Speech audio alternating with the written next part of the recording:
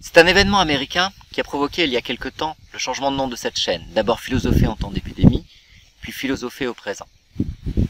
Il ne me semblait plus possible que nous parlions seulement de l'épidémie de Covid, au moment de la mort de George Floyd, qui a marqué l'éruption d'une toute autre histoire impliquant l'évocation d'un tout autre contexte au cœur même de l'épidémie. Un autre événement américain, qui n'est bien sûr pas sans lien avec celui que je viens de citer, nous permet d'initier une nouvelle série collective sur notre présent, et c'est l'élection présidentielle qui met fin à la présidence de Trump et marque le retour d'un démocrate au sommet de l'État. Certes, beaucoup de choses ont déjà été dites, écrites, débattues à ce propos, dans tous les médias, revues spécialisées comprises, aux États-Unis, en France et ailleurs. Mais une chaîne sur YouTube permet une temporalité, et donc aussi une approche qu'on mettrait difficilement en œuvre ailleurs.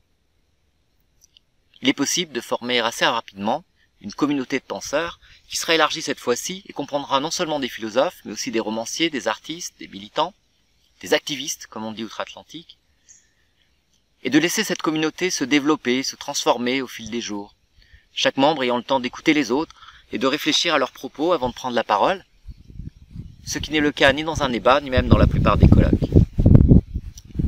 Chacun garde aussi sa singularité et dispose du temps nécessaire pour rendre compte de la maturation, parfois lente, de ses idées en contact avec le présent. Cette communauté ne se défait pas aussi vite qu'elle s'est formée. D'une part, elle demeure, et on touche là une des caractéristiques de YouTube, à savoir sa fonction d'archive. D'autre part, elle peut continuer à s'étoffer au fil des semaines, des mois. Ce sera même l'une des caractéristiques nouvelles de cette chaîne. Une fois une série lancée autour d'un événement, elle continuera à son rythme, et en même temps que les autres. Un dossier ouvert ne sera jamais clos. L'événement sera suivi dans ses conséquences, ou si l'on veut, selon ses différentes échelles temporelles. Il en découlera que les séries s'entremêleront et se connecteront. Ainsi, nous concentrer pendant un laps de temps sur la politique américaine ne met pas fin aux interventions sur l'épidémie de Covid, qui évidemment compte aussi dans tout ce que l'on peut dire en ce moment sur la politique aux États-Unis. Si bien qu'il en sera inévitablement question dans cette série sur Trump et Biden. J'en viens au fil directeur choisi pour cette même série, revivre, après Trump. J'ai demandé à des intellectuels, des artistes, des activistes américains ou vivant aux États-Unis en quoi leur Trump a affecté leur vie et leurs pensées, sachant que le Trumpisme alimentait une haine dirigée contre eux et même s'alimentait d'elle. Dès lors, comment vivent-ils l'élection de Biden? Quels espoirs, quelles craintes entraîne-t-elle pour eux, pour leur pays, pour le monde? La difficulté de l'exercice, ce n'est pas tellement que l'événement ait été largement couvert, c'est plutôt qu'il marque une fin plus qu'un commencement. C'est la fin d'une période dure, traumatisante au quotidien, où la non-vérité, la vulgarité, l'argent, mais aussi et surtout l'incohérence, la dissension, l'insulte, la violence xénophobe, raciste, anti-intellectuelle étaient au pouvoir. En France, nous ne connaissons pas cela ou pas encore dans l'histoire récente. Mais l'élection de Biden marque difficilement le début d'une période nouvelle. Elle est plutôt la victoire fade d'un programme démocrate affadi. Ici, nous touchons à un point commun entre la France et les États-Unis, celui d'élections présidentielles bipolaires. On va s'opposer d'un côté à un centre-droit qui ne cesse de s'enfoncer dans un destin économique inégalitaire, de se destituer de ses propres capacités de décision en cédant aux pressions financières, d'ignorer le rôle et le sens de la culture, au point de même plus évoquer le mot. Et une droite dure, conservatrice, nationaliste, proche ou identique aux populistes d'extrême droite, se vautrant dedans.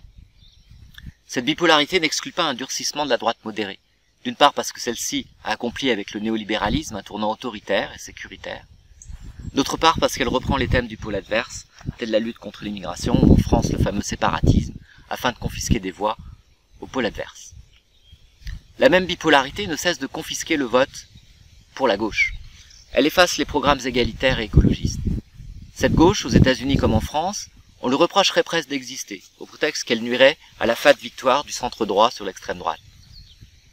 La situation américaine sert ici de loupe pour la politique française, si l'on pense qu'il a suffi à la campagne de Trump de stigmatiser le socialisme des démocrates pour leur faire perdre des voix, si bien que les démocrates en viennent à lutter contre leur propre socialisme, comme s'il leur fallait admettre l'idée qu'une sécurité sociale aussi minimale que l'Obamacare menait tout droit à la dictature du prolétariat.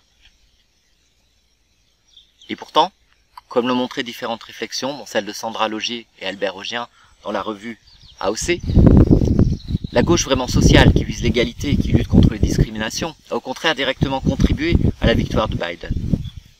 Sa mobilisation, souvent non institutionnelle, donc l'action continue des citoyens au nom de la démocratie, a même joué un rôle déterminant dans cette victoire.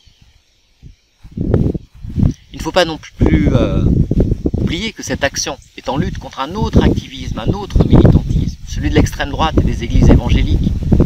Car les Américains ont un problème avec une religion, l'évangélisme politique, grand soutien de Trump, et qui est sans limite dès qu'il s'agit de préserver l'identité protestante des États-Unis et la structure familiale traditionnelle. Donc aussi de lutter contre l'avortement, d'interdire aux femmes la pratique du sport, etc. Cet évangélisme qui offre aux théories du complot sa vision apocalyptique, qui considère les dirigeants autoritaires comme Trump ou Bolsonaro comme des sauveurs,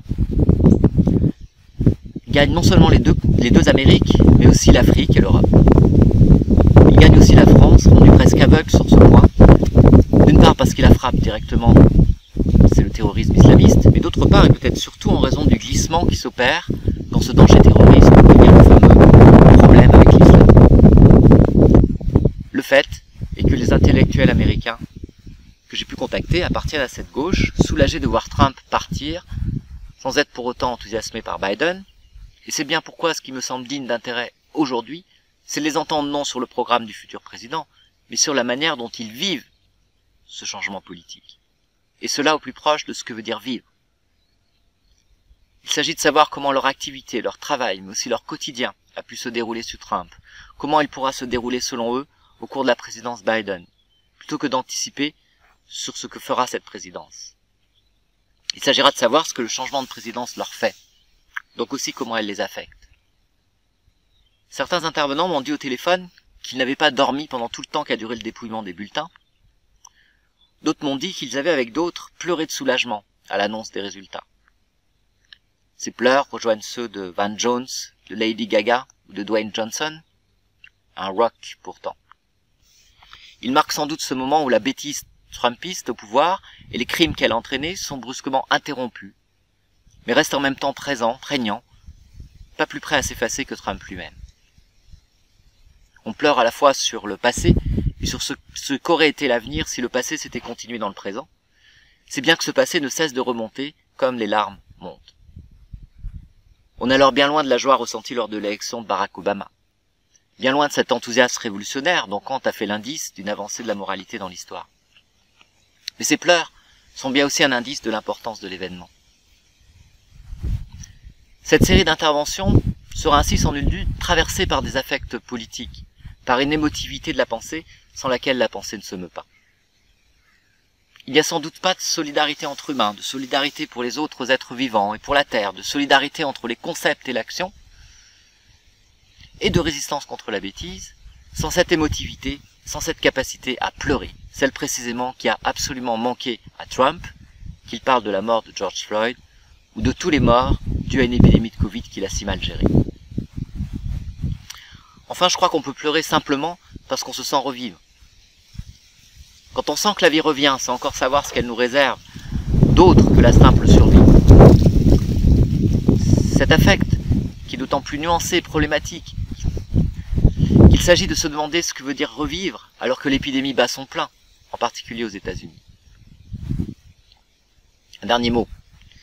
S'il y a quelque chose qui aujourd'hui m'enthousiasme, c'est précisément de donner la parole à ces intellectuels américains peu de temps après le moment où le ministre de l'Éducation en France a soutenu que leur pensée gangrénait l'université française, et qu'ainsi, toujours selon lui, se répandait une idéologie islamo-gauchiste, communautariste et décoloniale qui favorisait le terrorisme islamiste.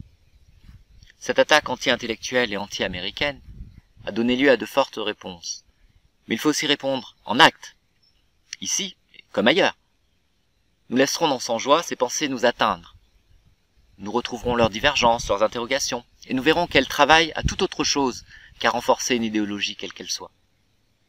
Merci donc, mille merci, y compris par avance, à tous ceux qui nous offrent des idées et des paroles venues d'ailleurs.